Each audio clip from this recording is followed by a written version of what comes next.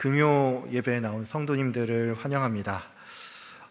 지금 이제 이 자리에 나온 분들 중에 이제 많은 분들이 오늘 새벽 예배를 또 참석을 했다가 이제 일과를 마치고 이제 다시 지금 이 예배당에 온 분도 계신 줄로 아는데, 비록 육신은 많이 피곤하지만 하나님께서 오늘 여러분에게 이 말씀 가운데 새 힘을 주시기를 믿습니다. 이번 한 주 동안 우리가 특별 새벽 기도회를 통해서 이제 우리가 믿는 예수님이 어떤 분인지, 이제 예수님의 이름을 통해서 이제 그분에 대해서 알아보고 있죠. 그래서 오늘은 저도 이 맥락에서 이제 마태복음의 말씀을 가지고 우리가 믿는 예수님이 어떤 분인지를 함께 알아보고 또 은혜를 나누는 시간이 됐으면 합니다. 오늘 우리가 읽은 이 마태복음 14장 본문은 오병이어 사건의 그 바로 다음에 이어지는 본문입니다. 예수님께서는 이 물고기 2마리와 보리떡 5개를 가지고서 오병이어의 기적을 베풀고 또 많은 사람들을 먹이셨죠. 예수님께서는 이 이적 후에 제자들을 향해서 나는 여기에 혼자 남아서 기도를 할 테니 너희는 먼저 이 갈릴리 호수 저편으로 배를 타고 건너가라고 말을 했습니다. 예수님께서는 제자들을 보낸 후에 이 군중들과 따로 떨어져서 이제 혼자 산에 올라가서 기도를 하였는데, 많은 성도님들께서는 이제 오늘의 이 장면을 보면서 세상 사람들이 예수님을 너무 주목한 나머지 예수님께서는 이게 좀 부담스러워서 이제 이 같은 행동을 했다라고 생각을 할 수가 있는데, 문제는 그렇게 생각을 하자니 애초에 예수님께서 왜 그렇게 큰 이적을 베푸셨는지 이게 조금 이상할 수가 있습니다. 예수님께서는 물고기 2마리와 이제 보리떡 5개로 이제 남자만 무려 5,000명을 먹이셨죠. 남자만 5,000명이라는 말은 이제 어린아이랑 여자까지 치면 대략 뭐 수만 명의 사람들이 이 이적을 경험했다는 것인데, 이 지점에서 우리는 한 가지 의문이 생길 수가 있습니다. 그 의문이 이런 거죠. 예수님께서는 분명히 사람들의 마음을 훤히 꿰뚫어 보고 또 앞날을 미리 내다보는 분인데, 과연 예수님께서는 자신의 이 이적을 통해서 사람들이 자기를 주목할 것을 몰랐겠냐는 것입니다. 다른 말로 예수님께서는 그저 동정심이 너무 앞선 나머지 그냥 되는 대로 계산 안 하고 이적을 베푸는 분이 아니신데, 왜 예수님께서는 본인이 주목받을 것을 알면서도 이런 이적을 베풀고 또 정작 무리를 떠나서 나 혼자만의 시간을 가지려고 했는지, 이게 뭔가 좀 앞뒤가 안 맞는 느낌이 든다는 것입니다. 여러분, 근데 예수님께서 이와 같이 하신 것은 단순히 예수님께서 자신이 주목받는 그 일 자체를 꺼렸기 때문이 아니라, 사람들이 예수님을 바라볼 때 이들이 어떤 숨겨진 욕망을 가지고서는 이것을 실현시켜 줄 분으로서 예수님을 주목했고 또 그런 의미에서 예수님을 따르려고 했기 때문에 예수님께서는 이걸 알고서 그 자리를 피해서 홀로 기도의 자리로 나아갔다는 것입니다. 참고로 요한복음은 이 동일한 본문을 가지고서 사람들이 이적 이후에 억지로 예수님을 붙들고는 이 세상의 임금으로 세우려고 했다라는 말이 나오는데, 여러분 이걸 보면 알 수가 있지만 예수님께서는 자기가 주목되는 그 자체를 원하지 않았던 것이 아니라 예수님을 오로지 이용하려고만 하는 사람들을 보면서 이들에게 복음을 들을 귀가 없다는 것을 알고 그 자리를 떠났다는 것입니다. 만약에 예수님께서 이 자신을 따르던 무리들을 떠나지 않았다라고 하면 어쩌면 이 십자가 사건도 일어나지 않았을지 모릅니다. 말하자면 이런 거죠. 오병이어의 이적 이후에 예수님을 따르던 무리들은 예수님을 정치적, 군사적 메시아로 받아들였기 때문에 이들은 자신의 수장을 지키기 위해서 결사항전까지도 각오할 테니까 어쩌면 이 일로 말미암아 이 십자가 사건 자체가 애초에 일어나지 않을 수도 있었다는 것입니다. 즉 예수님께서는 자신이 이 땅에 오신 그 사명을 생각하고 십자가의 대속 사건을 위해서라도 이들을 피해서 이 혼자만의 시간을 가져야 했다는 것입니다. 예수님께서는 기도를 마친 후에 이제 바다 위를 걸어서 제자들에게 다가갔습니다. 때마침 풍랑을 만난 제자들은 이들이 비록 어부 출신임에도 불구하고 자신들의 손에서 이 배가 잘 컨트롤되지 않아서 생명의 위협을 느끼고 있었는데, 그 와중에 이제 어떤 한 사람이 바다 위를 걸어서 자기들에게 오는 것이 보이니까 이게 죽을 때가 돼서 내가 헛것이 보이나? 뭐 이랬던 모양인지 이들은 모두 유령이다 라고 하면서 큰 두려움에 빠졌습니다. 제자들의 이런 반응은 뭐 비유를 하자면 이런 겁니다. 사람이 죽을 때가 되면 뭐 저승사자가 보인다고 하죠. 그러니까 제자들이 지금 생사가 오락가락하는 마당에 물 위를 누군가가 걸어오고 있으니까 이분이 예수님일 거라는 생각은 전혀 할 수가 없고, 이게 마치 정말로 유령처럼 보일 수가 있다는 것입니다.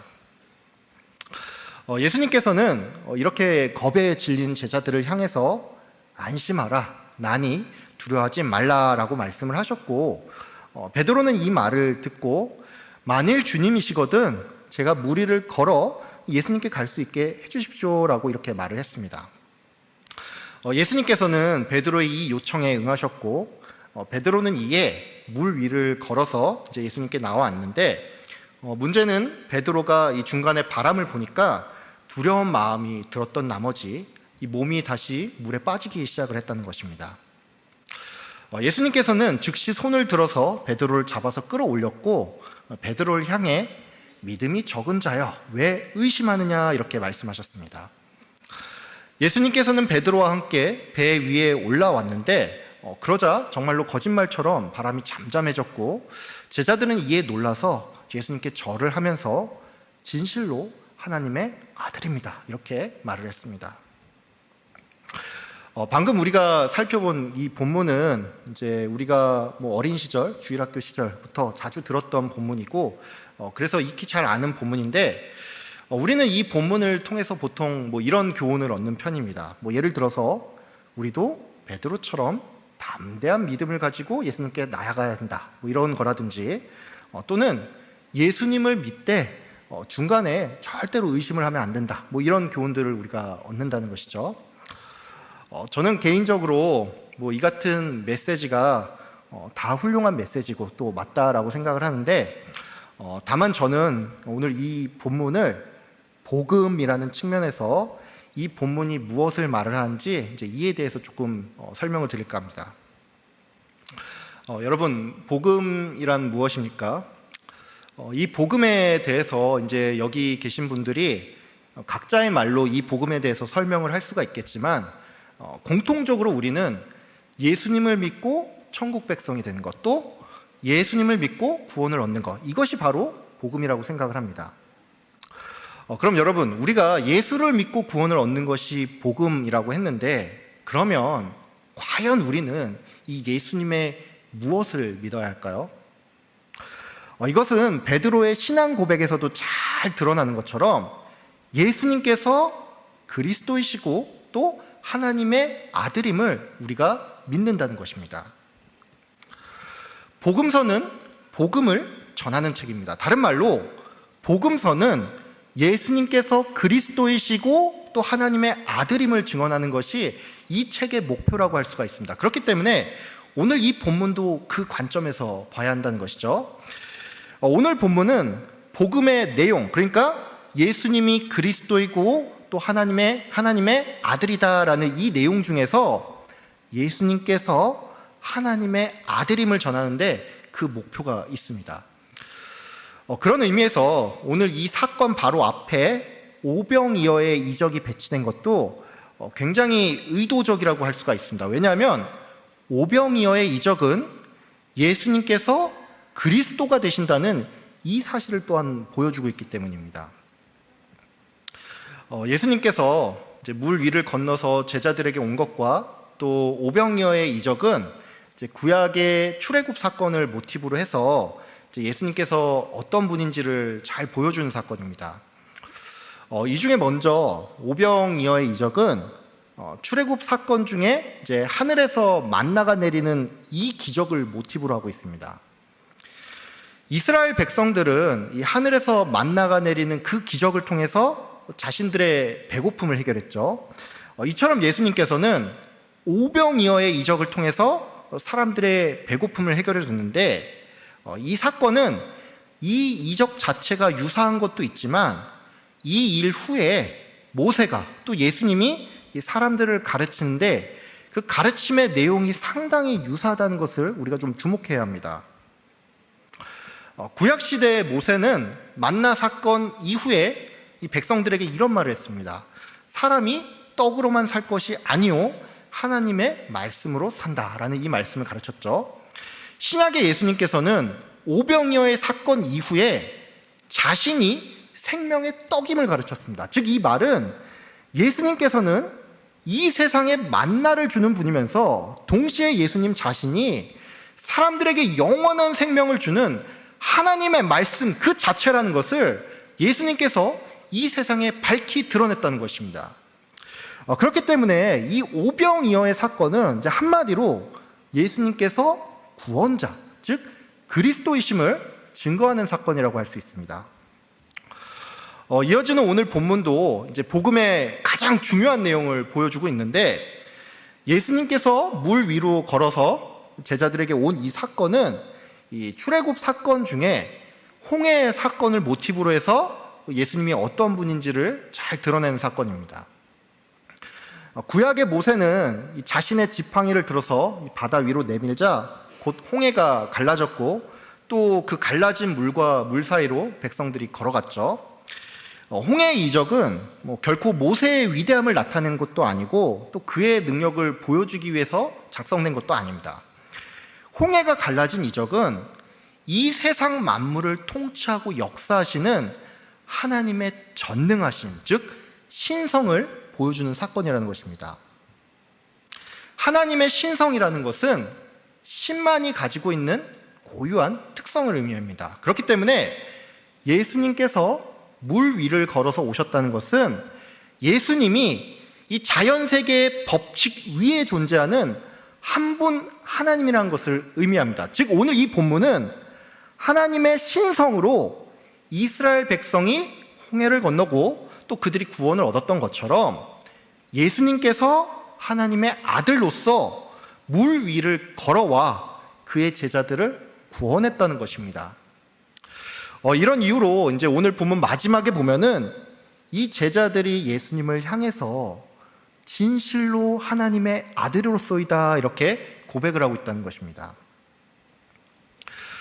이 예수님께서 이제 하나님의 아들이라는 사실과 관련해서 우리가 하나 더 본문을 좀 주목을 했으면 하는 부분이 있습니다. 그게 뭐냐면 오늘 본문 27절에 보면 예수님께서 제자들을 향해서 나니 두려워하지 말라라고 하는 이 부분입니다.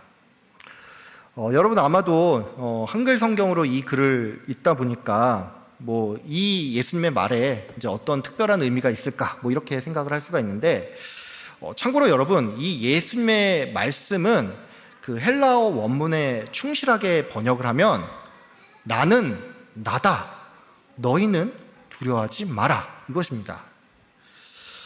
여러분 예수님이 이와 같이 말씀을 하신 것은 사실 굉장히 놀라운 일이라고 할 수가 있습니다. 왜냐하면 오늘 이 본문에 나온 나는 나다라는 이 말은 이제 헬라어로 하면은 에고 에이미라고 할 수가 있는데 이것은 구약시대의 하나님께서 자기 자신이 누군지를 사람들에게 알려줄 때 하는 말입니다. 우리가 하나님의 이름을 여호와 또는 야훼라고 부르죠.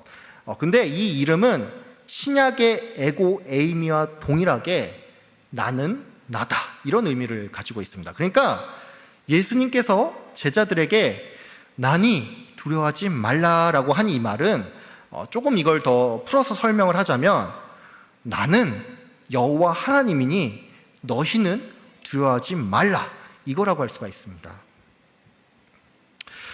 오늘 예수님께서 무리를 걸어온 이 사건은 그가 곧 하나님의 아들임을 나타내는 사건입니다.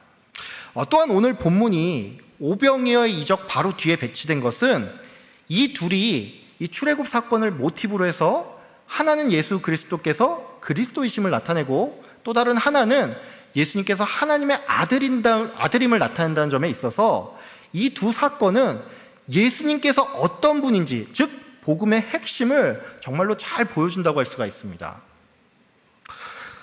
오늘 우리는 이 오병이어의 사건과 또 예수님께서 이제 물 위를 걸어서 제자들에게 간 사건이 복음의 핵심을 담고 있다는 그 사실을 좀 알게 됐습니다. 근데 여러분, 우리는 이 복음의 핵심, 그러니까 예수님께서 그리스도이시고 또 하나님의 아들이라는 사실을 이미 잘 알고 있죠.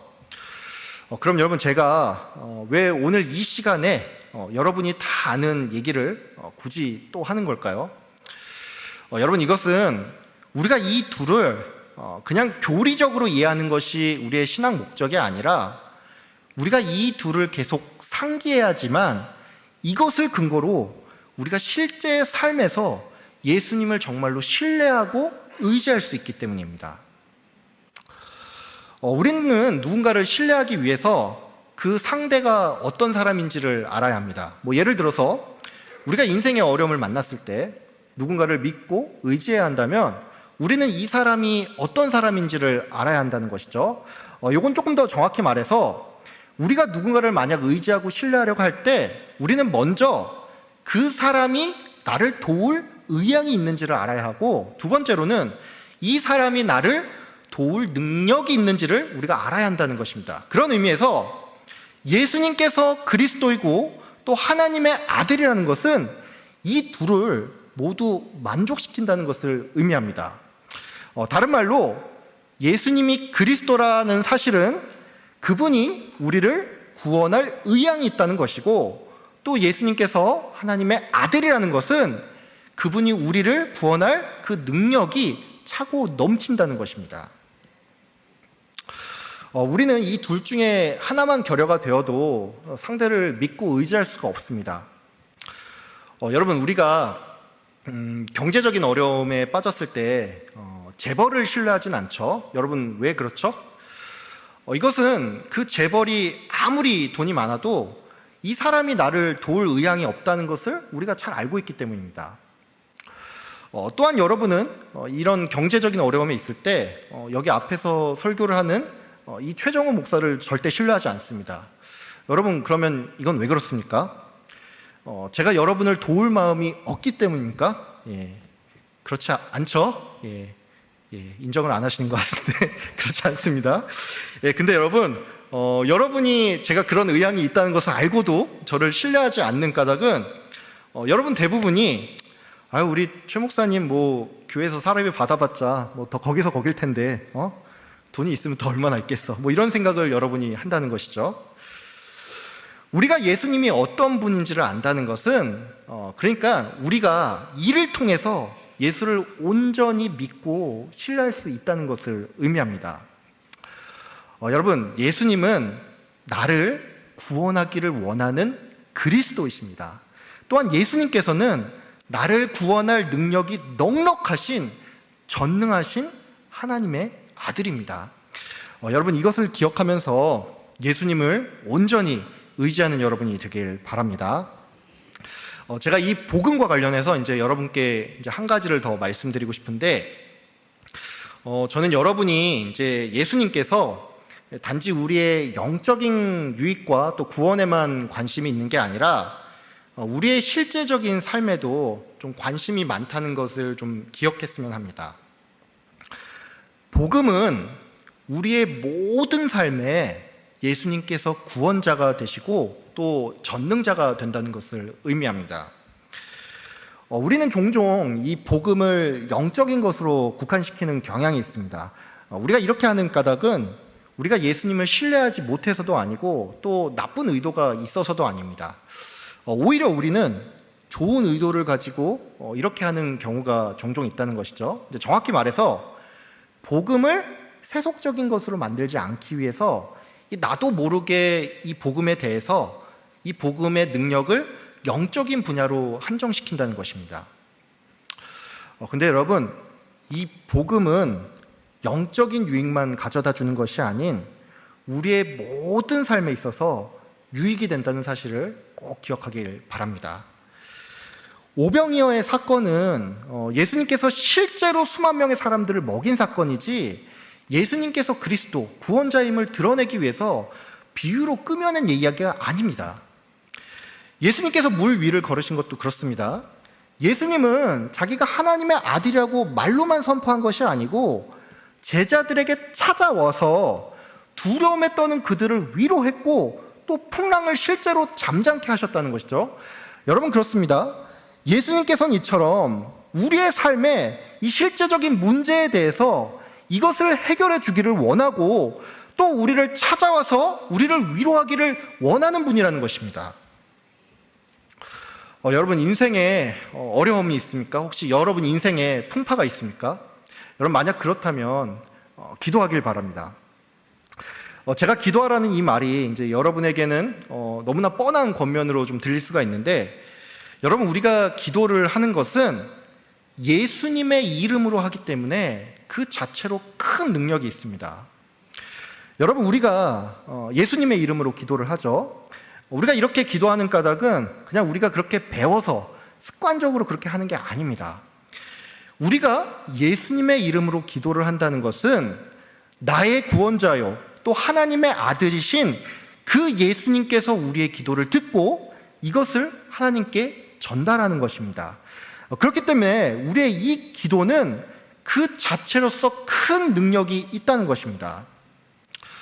여러분, 내가 예수님의 이름으로 기도하는 이것이 정말로 얼마나 크고 위대한 일인지를 기억하고 예수님을 의지하면서 담대히 구하시는 여러분 되길 바랍니다.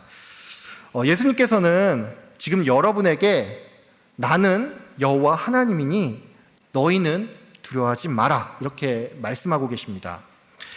예수님께서는 그의 제자들에게 말했습니다. 세상 끝날까지 너희와 항상 함께 하겠다라고 말씀하셨습니다.